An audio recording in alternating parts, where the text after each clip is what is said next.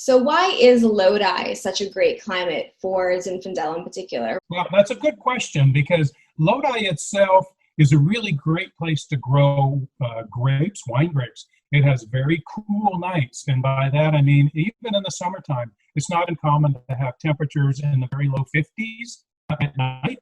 And during the daytime, yes, we can get quite warm. It can be around 100. But Mm, most of the time, it's around 90 during the daytime, and nighttime 52, 53, very pleasant. So that diurnal change really helps retain the acidity. It develops the colors well. So just the temperatures, if nothing else, the temperatures are ideal for grapes, and particularly Zinfandel. Zinfandel actually likes a little bit warmer region mhm. than, say, Cabernet or other varieties. Now, the other thing that makes Lodi really unique, and particularly the McCollum sub-appellation of Lodi, is that we have this really sandy soils.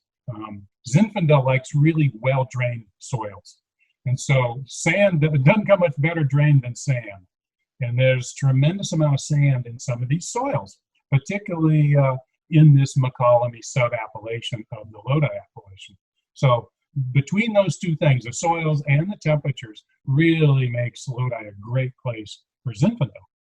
Awesome. And that's another reason I think, now correct me if I'm wrong, why Zinfandel has persevered through phylloxera in Lodi, because it doesn't do well, phylloxera doesn't do well in sand.